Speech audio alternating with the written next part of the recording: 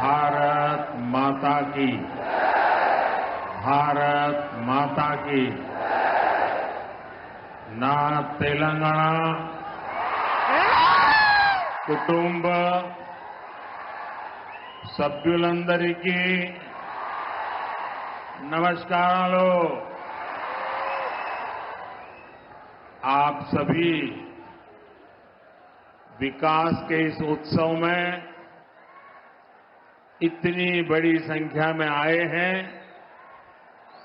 हम सभी आपके बहुत बहुत आभारी हैं। अभी से कुछ देर पहले मैंने तेलंगाना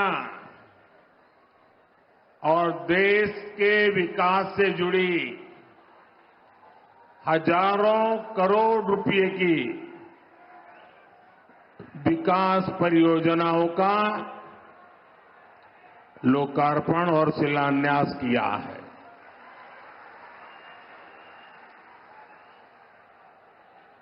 कुछ लोग आदत से मजबूर होते हैं, मेहनत करने की कुछ आदत भी कम होती है और इसलिए बड़ी सरल भाषा में कह देते हैं कि ये तो चुनावी सभा है। मेरे भाइयों बहनों और मेरे कुछ साथी जो भांति भांति का एनालिसिस करते हैं, जरा समझो ये चुनावी सभा नहीं है। चुनाव की तो अभी घोषणा भी नहीं हुई है। आज देश में विकास का जो उत्सव चल रहा है, उसमें मैं अपने तेलंगाना के भाइयों और बहनों के बीच ये विकास का उत्सव मनाने आया हूं। मेरी बात से आप सहमत हैं ना? सहमत हैं ना? इतनी बड़ी संख्या में माताएं बहनें आई हैं, आप सहमत हैं ना? मैं हिंदी बोलूंगा तो चलेगा ना? क्योंकि मैं तेलुगु में भाषण नहीं कर सकता हूं। लेकिन ये आपका प्यार है कि आप मेरी बात सुनना भी चाहते हैं, समझने का प्रयास भी करते हैं और फिर भी इतना प्यार देते हैं, इतना आशीर्वाद देते हैं। मैं आपका बहुत आभारी हूं। साथियों, बीजेपी की केंद्र सरकार किस स्पीड से और कितने बड़े स्केल से विकास उत्सव मना रही है, ये बताने के लिए मैं आपको और देश को, और ये जो बार बार चुनाव लिखते हैं ना, उनको खास मैं 15 दिन का हिसाब देता हूं। दे दूं आपको? मेरा 15 दिन का हिसाब दे दूं? देखिए 15 दिन में क्या क्या हुआ। 15 दिन में 2 IIT, 1 IIIT DM, 3 IIM और 1 Indian institute of skills IIS, इसके कैंपस का लोकार्पण हुआ। 15 दिन में देश के अलग अलग राज्यों में 5 एम्स का लोकार्पण हुआ। 15 दिन में किसानों के लिए दुनिया की सबसे बड़ी स्टोरेज स्कीम शुरू हुई। 15 दिन में 18,000 कोऑपरेटिव्स के कंप्यूटराइजेशन के काम पर पूरा होने का लोकार्पण हुआ। 15 दिन में सिंदरी में देश के बड़े खाद कारखाने का लोकार्पण हुआ। 15 दिन में भारत के सबसे लंबे केबल आधारित ब्रिज का लोकार्पण हुआ है। 15 दिन में रेलवे से जुड़ी 2000 से अधिक परियोजनाओं का शिलान्यास और लोकार्पण हुआ। 15 दिन में ही ऑयल और गैस सेक्टर से जुड़े 1.5 लाख करोड़ रुपए से ज्यादा के प्रोजेक्ट देश को मिले हैं। 15 दिन में ही केजी बेसिन में फर्स्ट ऑयल का लोकार्पण हुआ है। वहां से निकले कच्चे तेल के पहले टैंकर को हरी झंडी दिखाई है। 15 दिन में ग्लोबल टेक्सटाइल इवेंट का उद्घाटन हुआ है। 15 दिन के ये काम आत्मनिर्भर भारत से विकसित भारत के निर्माण को और सशक्त कर रहे हैं। अब बताइए, ये विकास का उत्सव है कि नहीं है? ये लोगों के कल्याण का उत्सव है कि नहीं है? ये लोगों की भलाई का उत्सव है कि नहीं है? अरे चुनाव तो जब आएगा तब देखा जाएगा। मुझे तो देश को आगे बढ़ाना है। मैं सही बोल रहा हूं ना?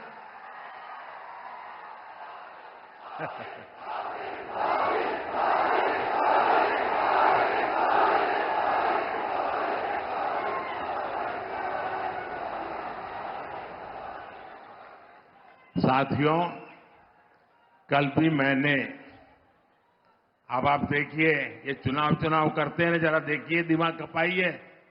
कल भी मैंने दिन भर सभी मंत्री और भारत सरकार के सभी वरिष्ठ सचिव अधिकारी, यानी एक प्रकार से टॉप टीम, करीब 125 लोग, पूरा दिन भर उनके साथ बैठा और क्या किया? चुनाव की चर्चा नहीं की। वहां मैंने विकसित भारत निर्माण के लिए एक्शन प्लान पर एक एक मुद्दे की बारीकी से चर्चा की। विकसित भारत के एक्शन प्लान पर देश भर में 15 लाख लोग अब तक अपने सुझाव दे चुके हैं। 3,75,000 से ज्यादा स्टेक होल्डर्स अब तक इसमें सक्रिय रूप से जुड़े हैं। विकसित भारत के विजन को लेकर करीब 3,000 मीटिंग हो चुकी है। 3,000 मीटिंग। देश को विकसित बनाने के लिए दिन रात काम, करीब 1200 यूनिवर्सिटीज ने इसमें हिस्सा लिया है। बड़ी बात यह है कि इनमें अब तक करीब 11 लाख युवाओं ने हिस्सा लिया है, अपने मौलिक सुझाव दिए हैं, जो हमारे युवा विकसित भारत के सबसे बड़े निर्माता और सबसे बड़े लाभार्थी, ये हमारी बहुत बड़ी ताकत है।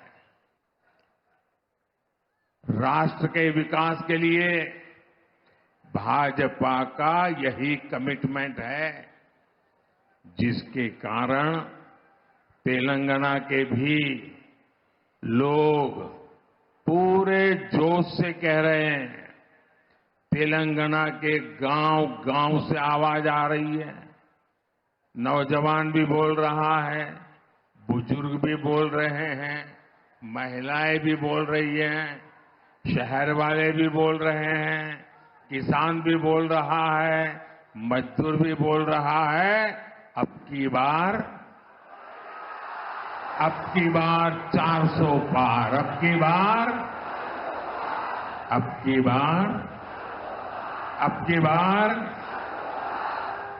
400 తట్టాలి। बीजेपी ఓటు వేయాలి। साथियों, ये धरती रामजी गोंड और कोमाराम भीम जैसी महान विभूतियों की धरती है। आजादी के इतने दशकों तक तेलंगाना की इस धरती ने उन्होंने जो योगदान दिया, उस योगदान को कभी सम्मान नहीं दिया गया। 2014 के बाद बीजेपी की केंद्र में सरकार ने तेलंगाना के विकास को, आदिवासी समाज के सम्मान को इतना महत्व दिया। आप मुझे बताइए, क्या बीजेपी सरकार आने से पहले कोई कल्पना कर सकता था कि एक आदिवासी महिला देश की राष्ट्रपति बनेगी? कोई कल्पना कर सकता था? पहले कभी लगता था कि ऐसा हो सकता है? क्या कोई कल्पना कर सकता था कि भगवान बिरसा मुंडा के जन्मदिन को राष्ट्रीय पर्व के रूप में मनाया जाएगा? आदिवासियों के विकास के लिए देश में अलग मंत्रालय बनाने का काम बीजेपी सरकार ने ही किया था। आजादी की लड़ाई में जनजातीय समाज के योगदान को समर्पित म्यूजियम बनाए जा रहे हैं। ये काम भी केंद्र की बीजेपी सरकार ने शुरू किया है। हैदराबाद में जो म्यूजियम बन रहा है, हमने उसका नाम रामजी गोंड के नाम पर रखा है। साथियों, आदिवासी समाज को सम्मान मिले, ये परिवारवादी पार्टियों को बर्दाश्त नहीं हो सकता। हमने जनजातीय समाज के लिए जब भी फैसले किए, इन्होंने उन फैसलों का विरोध करने का कोई मौका नहीं छोड़ा है। साथियों, बीजेपी आदिवासी कल्याण को, आदिवासी गौरव को सर्वोच्च प्राथमिकता देते हुए काम कर रही है। आदिवासी समाज में भी जो लोग अति पिछड़े हैं, जो अब तक विकास से वंचित हैं, उनके लिए बीजेपी सरकार ने पीएम जनमन योजना शुरू की। इस योजना पर 24,000 करोड़ रुपए से ज्यादा खर्च किए जाएंगे। इसका लाभ हमारे तेलंगाना के भी चेंचू, कोलम, कोंडारेड्डी, थोटी, ऐसी छोटी छोटी जो आदिवासी समाज की जातियां हैं, दूर दूर है, ये इनके लिए लाभ मिलने वाला काम है। तेलंगाना को Sammakka Sarakka central tribal university स्थापित की जा रही है। साथियों, आज पूरे देश में मोदी की गारंटी, इसकी बहुत चर्चा है। यहां तेलंगाना के लोगों का सपना था कि टर्मरिक बोर्ड बने, था कि नहीं था? तेलंगाना के किसानों के लिए टर्मरिक बोर्ड अब एक सच्चाई बन चुका है कि नहीं चुका है? बन गया ना? मैंने कहा था कपास के किसानों की हर तरह से मदद करेंगे। बीजेपी सरकार ने कपास की एमएसपी में रिकॉर्ड वृद्धि की है। आज देश में 7 मेगा टेक्सटाइल पार्क बन रहे हैं। उनमें से एक मेगा पार्क तेलंगाना में बन रहा है। इसलिए लोग कहते हैं कि मोदी की गारंटी यानी गारंटी पूरी होने की गारंटी। మోదీ గ్యారంటీ అంటే గ్యారంటీగా పూర్తి అయ్యే గ్యారంటీ। साथियों, तेलंगाना के लोग ये जान चुके हैं कि परिवारवादी पार्टियों के चेहरे अलग हो सकते हैं, लेकिन चरित्र एक ही होता है। और ये चरित्र क्या है? दो पक्की चीजें हैं उनके चरित्र में, एक झूठ, दूसरा लूट। तेलंगाना में जैसे टीआरएस के बीआरएस बनने से कुछ नहीं बदला था, वैसे ही बीआरएस की जगह कांग्रेस से आने से कुछ नहीं बदलने वाला, क्योंकि एक ही चट्टे बट्टे के लोग हैं ये। बीआरएस ने अपनी सरकार में कालेश्वरम प्रोजेक्ट जैसे घोटाले किए।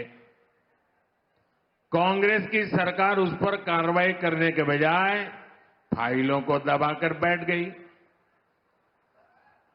तुम भी भले हम भी भले, तुमने खाया मैं खाऊंगा, यही करते हैं।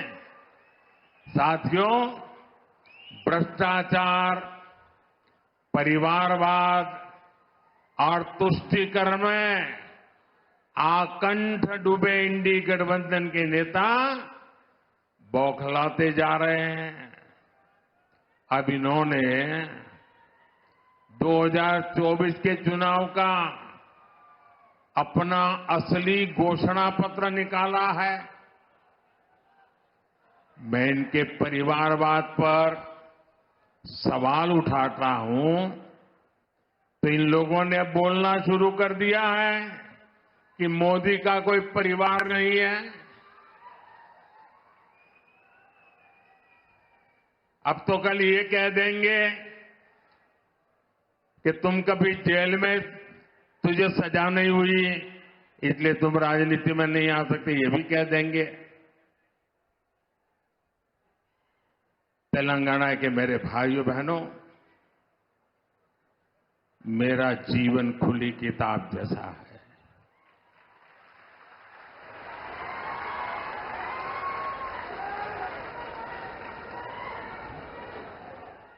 आप मुझे देशवासी भली भांति जानते हैं, समझते हैं।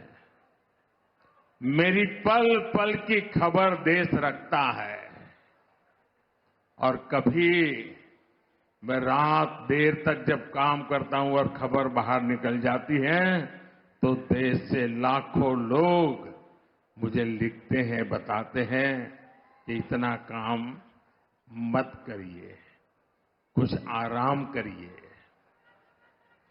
ये प्यार भाइयों बहनों, एक सपना लेकर के बचपन में घर छोड़ा था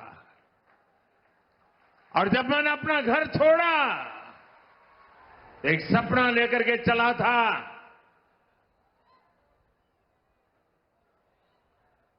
कि मैं देशवासियों के लिए जीऊंगा।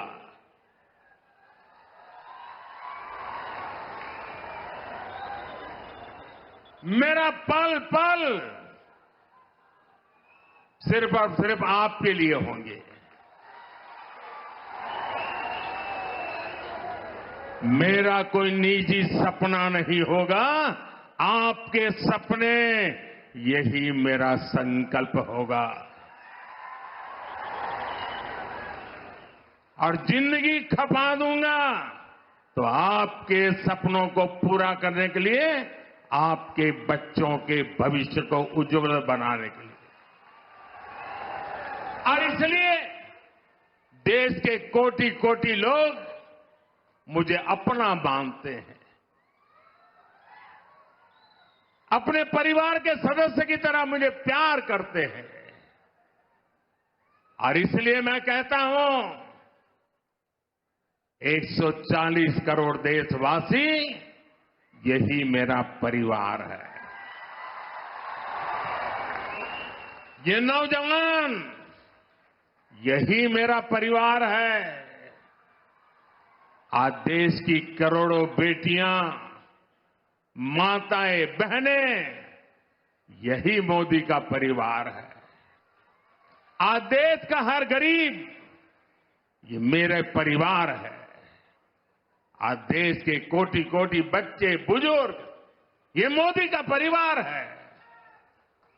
जिसका कोई नहीं है वो भी मोदी के हैं और मोदी उनका है। मेरा भारत, मेरा परिवार, मेरा भारत, मेरा परिवार, यही भावनाओं का विस्तार लेकर के मैं सपनों को संकल्प के साथ सिद्ध करने के लिए आपके लिए जी रहा हूं, आपके लिए जूझ रहा हूं और आपके लिए जूझता रहूंगा।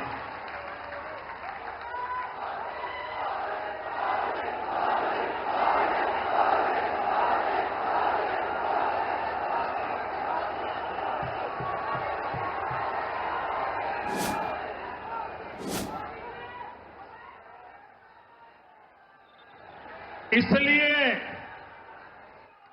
आज पूरा देश एक सुर में कह रहा है, मैं हूं मोदी का परिवार, मैं हूं मोदी का परिवार, नेने मोदी कुटुंबम। आप भी मेरे साथ बोलिए, मैं हूं मोदी का परिवार, मैं हूं, मैं हूं, मैं हूं, मैं हूं नेने मोदी कुटुंबम, नेने, नेने, नेने।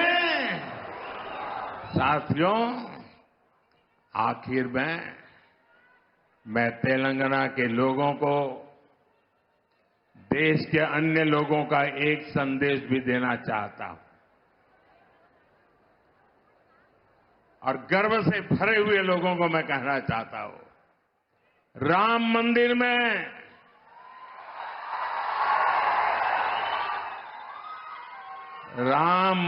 में सोने के दरवाजे हो या फिर मंदिर के स्तंभ, उनके निर्माण में तेलंगाना की भूमिका रही है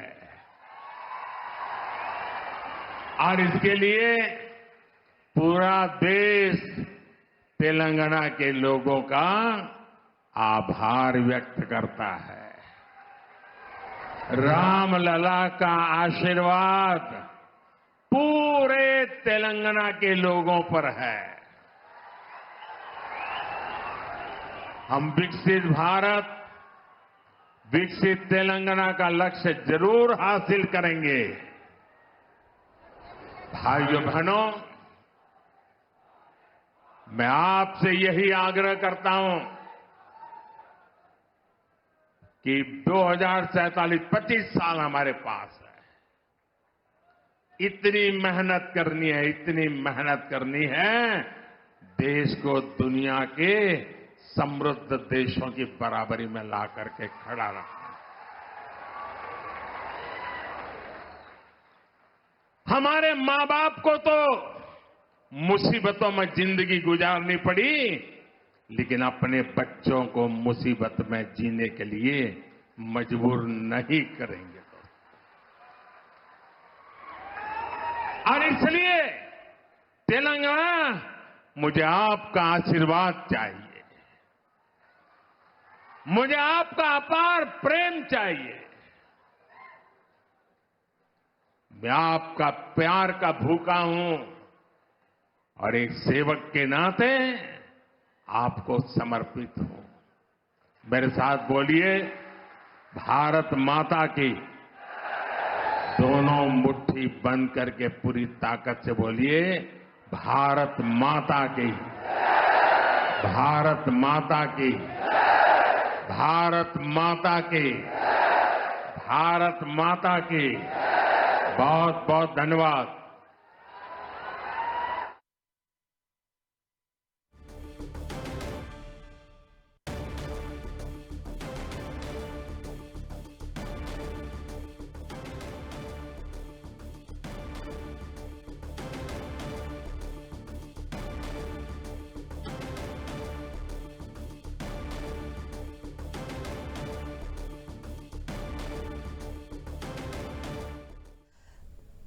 ఆదిలాబాద్ లో ప్రధానమంత్రి నరేంద్ర మోదీ మాట్లాడారు. మనం ఇప్పటివరకు చూసాం.